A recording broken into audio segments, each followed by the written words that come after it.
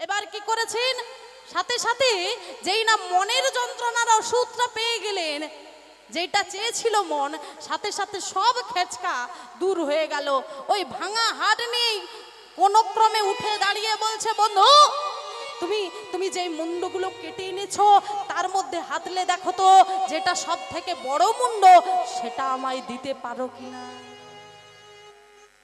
বলে, আমি কেমন করে জানবো কোনটা বড় মুন্ড? ওমা, কোনটা বড় মাথা হবে গো? কার মাথা বড়? হ্যাঁ, ভীমের মাথা বড়। এবার হাতলে হাতলে দেখতে মনে ভাবলো যেটা বড় মুন্ড, সেটা যেই না হাতে দিয়েছেন, সঙ্গে সঙ্গে দুর্যোধন ক্রোধে জর্জরিত হয়ে বলছে, তুই তুই হতে আমার এই দেহের যন্ত্রণা, মনের যন্ত্রণা প্রবল হয়েছে তোর কারণে। গদা যুদ্ধতে আমি পরাজিত হয়ে উরুভঙ্গ হয়ে পড়ে আছি। আজ আমি তোকে উপযুক্ত তার শাস্তি দেব। ওই দেখ প্রস্তর খণ্ড পড়ে আছে, ওর ওপর তোর মুন্ডুটা ফেলাবো, আর তুই টুকরো বিটুকরো হয়ে যাবি। মুন্ডটা কাটা, মুন্ডটা নিয়ে মাগো যেই না প্রস্তর খণ্ডের ওপর ফেলেছে, সত্যি মুন্ডটা চূর্ণ বিচূর্ণ হয়ে গেল। যেই না চূর্ণ বিচূর্ণ হয়ে গেল, দুর্যোধন চিৎকার করে বলছে, অশ্বত্থামা,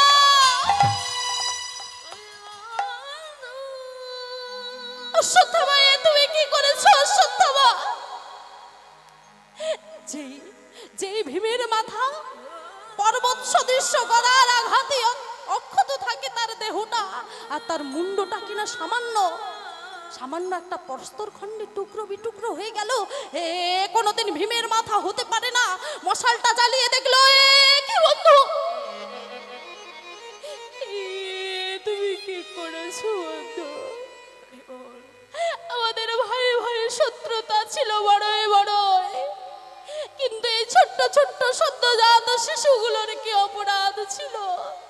তুমি পঞ্চ পাণ্ডবের বদলে তাদের সন্তানদের, দ্রৌপদীর 5টা সন্তানের মুন্ড ছেদ করে এনেছো।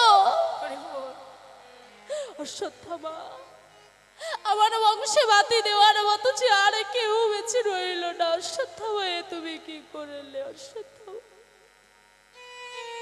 দুর্যোধন নয়ন জলে মুখ ভাসে কাঁদছে, হরষে বিষাদে জর্জরিত হতে হতে দুর্যোধনের ধাম প্রাপ্তি হয়ে গেল। এদিকে কুরুক্ষেত্রের যুদ্ধ সমাপন করে ধর্মরাজ যুধিষ্ঠির হস্তিনাপুরের রাজ সিংহাসনে বসলেন ধর্মরাজ্য স্থাপন করার জন্য।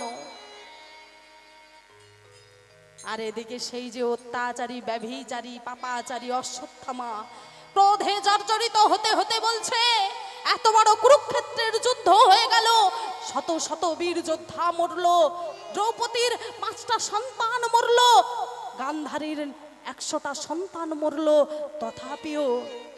তথাপিও ওদের বংশে বাতি দেওয়ার মতো একটা বাতি টিম টিম করে এখনো জ্বলছে। অভিমন্যুকে মেরে ফেললাম, তথাপিও একটা বাতি এখনো জ্বলছে, ওই বাতিটাকে আমায় নিভিয়ে ফেলতেই হবে।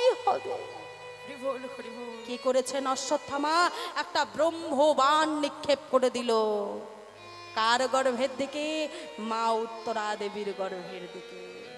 সেই যে মা প্রথমে বললাম পরীক্ষিত মহারাজের পরীক্ষা, এটাই তার গর্ভ থেকে পরীক্ষা শুরু। মা উত্তরা দেবীর গর্ভে তার পরীক্ষাটা প্রথম শুরু হয়ে গেল। মা উত্তরা দেবীর গর্ভের মধ্যে রয়েছে মহারাজ পরীক্ষিত। ব্রহ্মবাণটা যেই না নিক্ষেপ করেছেন, সাথে সাথে উত্তরা দেবী ছুটতে ছুটতে চলে যাচ্ছেন বিপদভঞ্জন মধুসূদনের কাছে। ছুটতে ছুটতে গিয়ে দয়াময়ের চরণে আছাড় খেয়ে পড়ছেন। দয়াময়,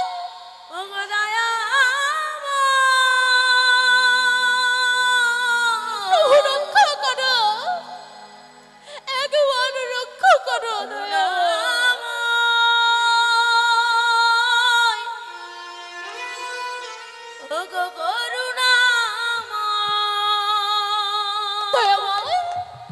এই জগতে আমাকে সবাই কুলটা বলো, অপবাদ দিক আমি মেনে নেব, কিন্তু যদি এই জগতে কোনো ব্যক্তি তোমার দিকে অঙ্গুলে হেলন করে বলে, ওদের পক্ষে দয়াময় থাকা সত্ত্বেও ওদের বংশে বাতি দেওয়ার মতো কোনো বাতি নেই, কোনো বাতি জ্বলছে না, তাহলে যে দয়াময় আমি সহ্য করতে পারবো না। আমায় যা শাস্তি দেওয়ার দিন, কিন্তু আমার এই গর্ভের সন্তানকে যদি না আপনি রক্ষা করে, তাহলে জগতে সবাই যে কলঙ্ক দেবে। দয়াময় তুমি রক্ষা করো, দয়াময় তুমি রক্ষা করো।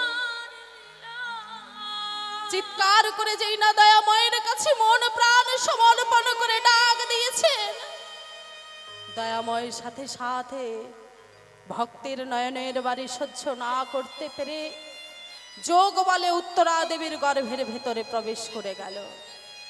কেমন করে গো? আজ যোগ বলে উত্তরা গর্ভের ভেতরে, যোগ বলে উত্তরার গর্ভের ভিতরে, আজ যোগ বলে উত্তরা গর্ভের ভেতরে, যোগ বলে উত্তরার গর্ভের ভিতরে, আজ কুরু বংশ রক্ষা হেতু পশিলা সত্তরে, গুরু বংশ রক্ষায় তু বসিলা সত্তরে, আরে মায়া যোগে সেই গর্ভ করিয়া ভোরা, আরে মায়া যোগে সেই গর্ভ করিয়া ভরা, আরে আপনি গর্ভের মধ্যে রহেন তখন, আপনি গর্ভের মধ্যে রহেন তখন, আজ রাখিতে ভক্তের প্রাণ, রাখিতে ভক্তের প্রাণ, আজ রাখিতে ভক্তের প্রাণ, রাখিতে ভক্তের মান, প্রবেশ করেন ভগবান, রাখিতে ভক্তের প্রাণ, গর্ভে প্রবেশ করেন ভগবান, রাখিতে ভক্তের প্রাণ, গর্ভে প্রবেশ করেন ভগবান হয়ে সর্বশক্তিমান। আর পিতারি গৌর হরি বল হরি বল হরি বল। শক্তিমান, প্রবেশ করেন ভগবান, রাখিতে ভক্তের মান, রাখিতে ভক্তের মান, রাখিতে ভক্তের মান। যোগ বলে উত্তরা দেবীর গর্ভের ভেতরে দয়াময় প্রবেশ করলেন। যেই না প্রবেশ করলেন, শঙ্খ চক্র গদা পদ্মধারী নারায়ণ, যেই ব্রহ্মবানকে কোনোদিন কেউ পরাজিত করতে পারে না, সেই ব্রহ্মবানকে পরাস্ত করলেন। মহারাজ পরীক্ষিত এবার কি করছেন? গর্ভের ভেতরে দয়াময়কে দর্শন করছে। মাগো, আমরাও সকলে মায়ের জঠরে যখন ছিলাম, আমরা সকলেই কিন্তু গোবিন্দকে দর্শন করেছি। গোবিন্দকে দর্শন করে আমরা সকলেই ওই মহারাজ পরীক্ষিতের মতো বলেছি। মহারাজ পরীক্ষিত যেমন করে বলেছিল, দয়াময় দয়াময় ওই মায়ার সংসারে আমি যাব ঠিকই, আত্মীয় পরিজন বন্ধু বান্ধবদের মায়ায় পড়ে আমি যেন তোমার পথ না ভুলে যাই। তুমি আমায় এটুকু কৃপা করো দয়াময়, এটুকু করো না করো। মাগো, ছোট্টবেলায় আমরা যখন মায়ের গর্ভে থাকি, তখন থেকে আমাদের কিন্তু ক্রন্দন শুরু হয়। দয়াময়কে বলি, দয়াময় এই ধরনীতে আমায় নিয়ে চলো, আমরা তোমার নাম বই আর আন জানবো না। ধরণীতে এলাম, দয়াময়কে ভুলে গেলাম। তারপর মাগো পিতা মাতা আত্মীয় পরিজন সবাইয়ের সঙ্গে মেতে রইলাম। পিতা মাতা যেই না বকুনি দিল, ক্রন্দন করলাম পিতা মাতার শাসনের জন্য। একটু বড় হলাম, যৌবনে পদার্পণ করলাম। যৌবনে যেই না পদার্পণ করলাম, স্ত্রী পুত্র সন্তানরা যেই না আঘাত দিল অন্তরে, তার জন্য নয়নের বাড়িটা পড়ে গেল। তারপর যেই না বার্ধক্য এলো, এই সন্তান একবার বাবা ঠেলে দেয় ওই সন্তানের কাছে, ওই সন্তান ঠেলে দেয় একবার এই সন্তানের কাছে। সেই আঘাত সহ্য না করতে পেরে নয়নের জল ফেলতে ফেলতে শেষে যখন আমার গোবিন্দের চরণের কাছে এসে বসলাম, আর নয়নে কোনো বাড়ি নেই। তার জন্য যে একটু নয়নের বাড়ি ফেলবো, আর কোনো কিছু নেই। দয়াময় তোমার তবে তুমি ছাড়া আপনার আর কেহ নাই, শরণে দিও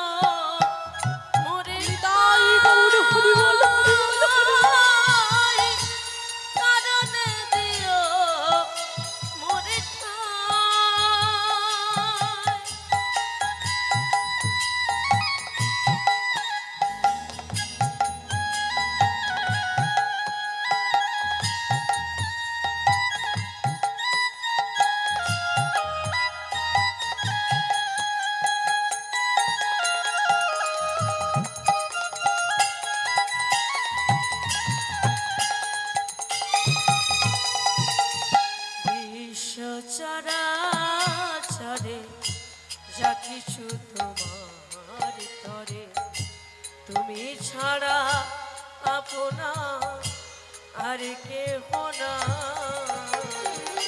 চরণে দিও নিতাই গৌর হরি বল হরি বল হরি বল। চরণে দিও মোরে ঠাঁই চরণে দিও মোরে ঠাঁই চরণে দিও মোরে ঠাঁই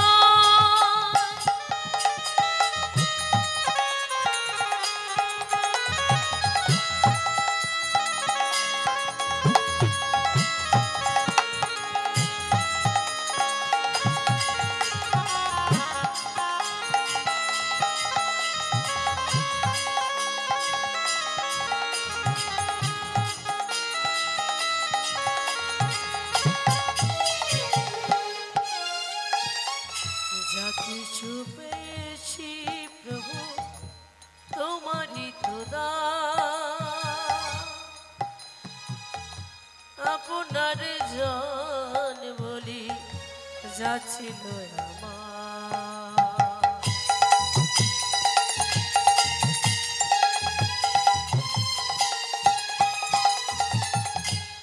আপনার জন বলি যা ছিল আমার সবই তো দিয়েছি প্রভু চরণে তোমার কণ্ঠ ভরিয়া দিও তব নাম গাই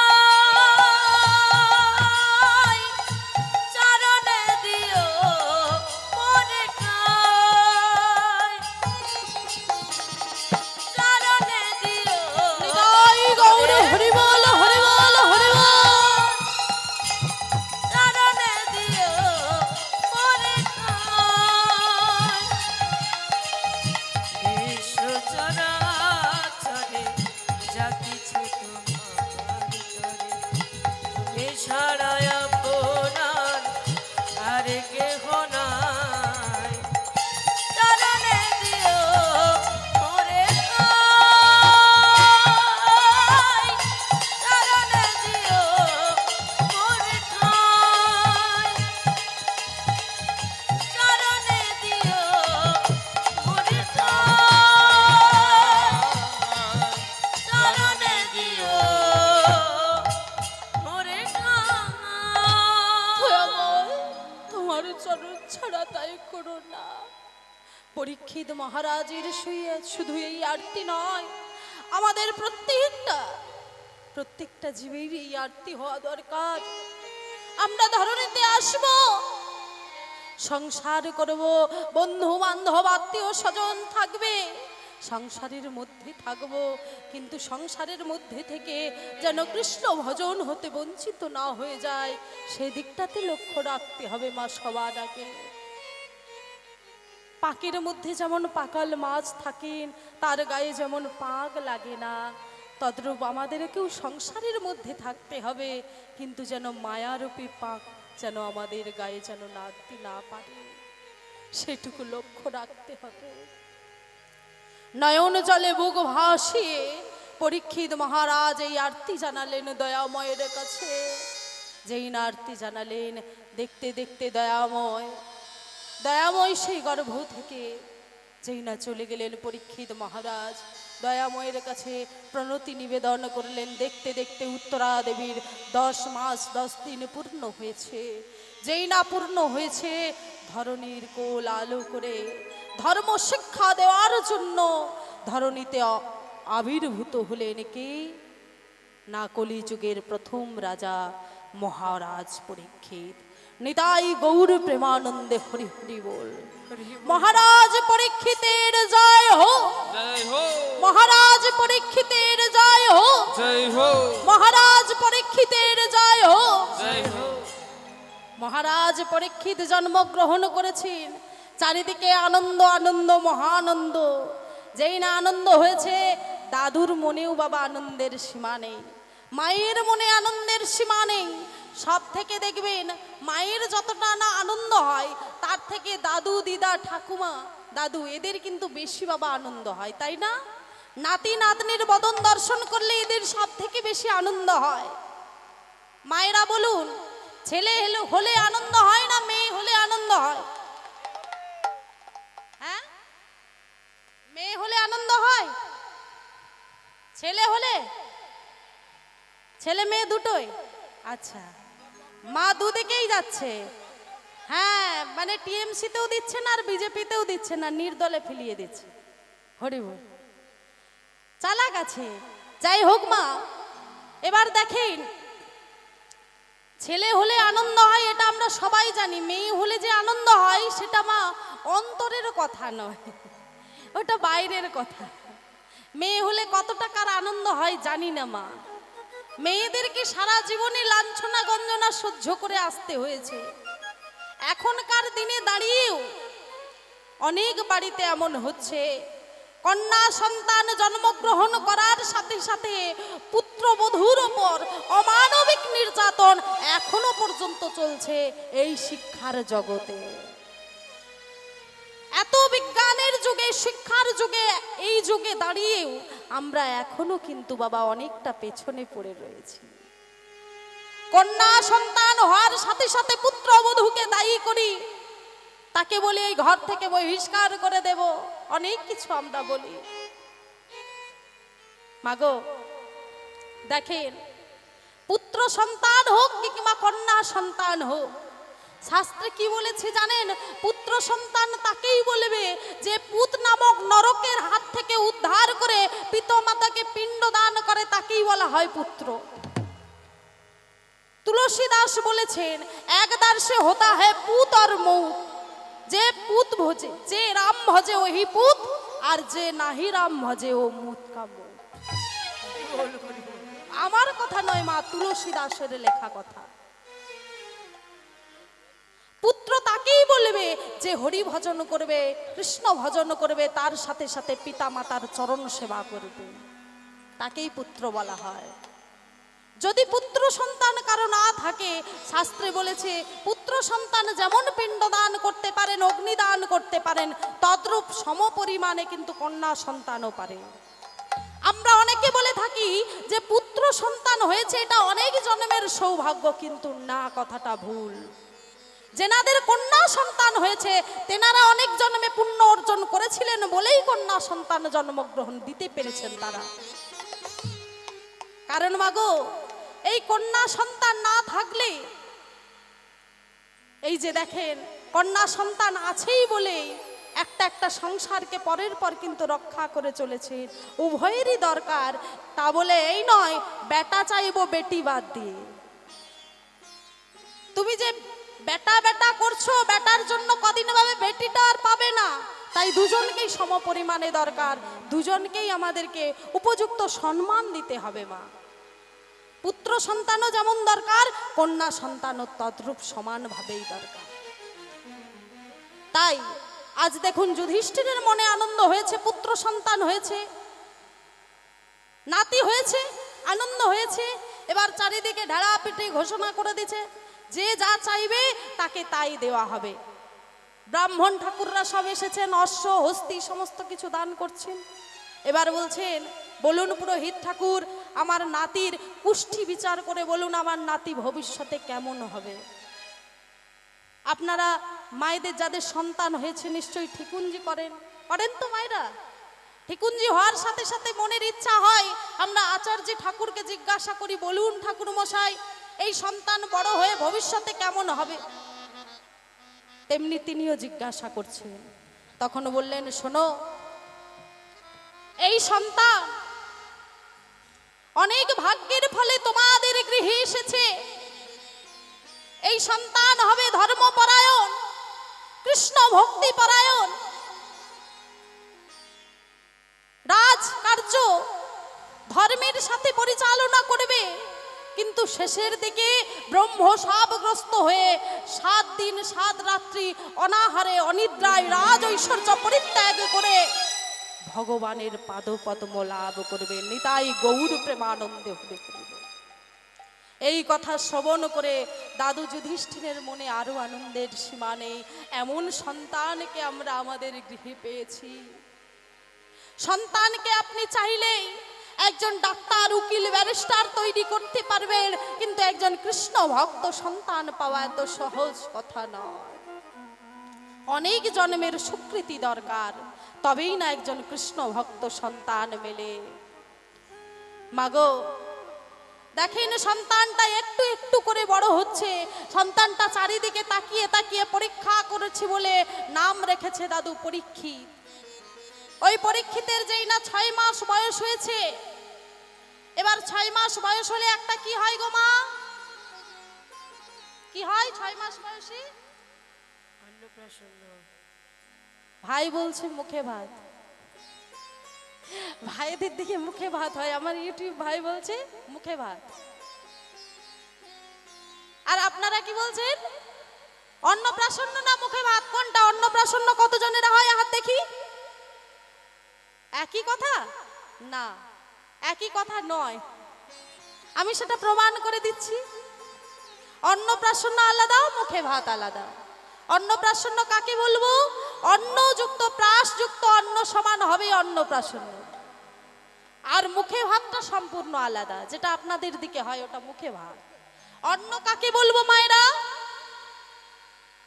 অন্ন কাকে বলে? ভাত। হরি বল। ভাতকে অন্ন বলে, গোবিন্দকে দেখানো প্রসাদকে অন্ন বলে, তাই তো? সেই অন্নটা যখন সাধু গুরু বৈষ্ণবকে সেবা দেওয়া হবে, তার উচ্ছিষ্টটা হবে প্রাশ। অন্নযুক্ত প্রাশ যুক্ত অন্ন সমান অন্নপ্রাশন। সেই প্রাশটা নিয়ে গিয়ে যেই বাচ্চার বদনে দেওয়া হবে, সেটাই তখন পরিণত হবে অন্ন প্রাশ অন্নে। নিতাই গৌর প্রেমানন্দে। হরি বল, হরি বল। আর আপনাদের দিকে যেটা হয় সেটা আর বলতে হবে না আমায় নতুন করে, আপনারা সকলেই জানেন সেটা। এবার দেখেন, ওই অন্নপ্রাশনের সময় আরেকটা রিচুয়াল রয়েছে, নিয়ম রয়েছে। সেটা কি? ওই যে থালাতে করে কি সাজিয়ে দেয় গো মা? কি সাজায়? কি কি থাকে? বই, খাতা, অর্থ, তারপর কলম। এবার যেহেতু পরীক্ষিত মহারাজ রাজাদের ঘরের সন্তান, তাই একটা কি করলো? তরোয়াল দিল, আর ধার্মিক যেহেতু একটা গীতা দিল, ভাগবত গীতা। আমি না মা, শাস্ত্র বলছে যেই সন্তান বই কিংবা খাতা ধরে সে বিদ্বান হয়, যে সন্তান কলম ধরে সে লেখক হয়, আর যে সন্তান আয়না চিরুনি ধরে সারাদিনে, যে আমার ভাইগুলোকে দেখছে, এই যে মিঠুন সব হয়ে বসে আছে, মিঠুন ছাড় দিয়েছে। না না, দেব দেব, আচ্ছা আচ্ছা আচ্ছা, দেবে ছাড় দিয়েছে। সারাদিনে 50 বার করে, ঠিক আছে কিনা দেখে। এমন হবে যদি আয়না চিরুনি ধরে, আর যদি অর্থ ধরে তাহলে অর্থের পিশাচ হবে বলেছে, অর্থ পিপাসু। কিন্তু পরীক্ষিত মহারাজ আজ কি করছে গো?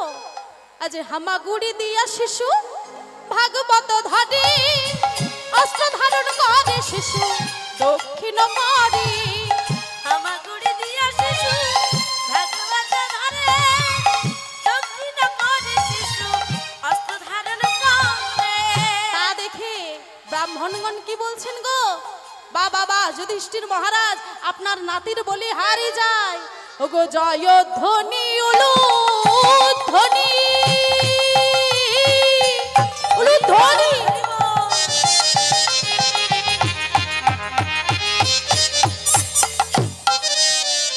করে সর্বজয়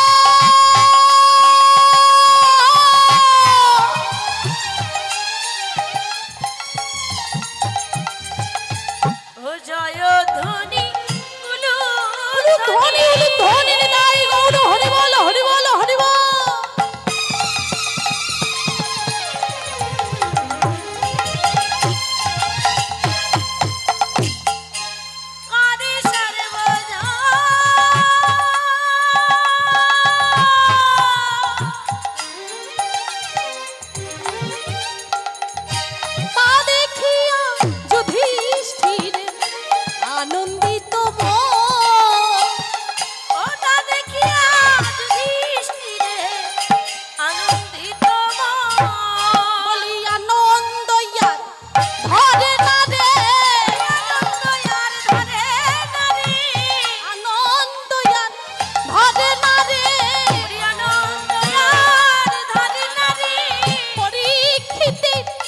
স্বভাবের আনন্দ আর ধনী নারী ওই পরীক্ষিতের স্বভাব হেরে আনন্দ আর ধনী নারী ওই পরীক্ষিতের স্বভাব হেরে উলুধ্বনি করো সবে ধনী করে সবে পরীক্ষিতের স্বভাব করে ধনী সবাই পরীক্ষিতের স্বভাব স্বভাব করে মেরে ওরে আনন্দ ধনী নারী ধনী জয় ধনী সবাই মিলে করে উলুধ্বনি জয়ধ্বনি সবাই মিলে করে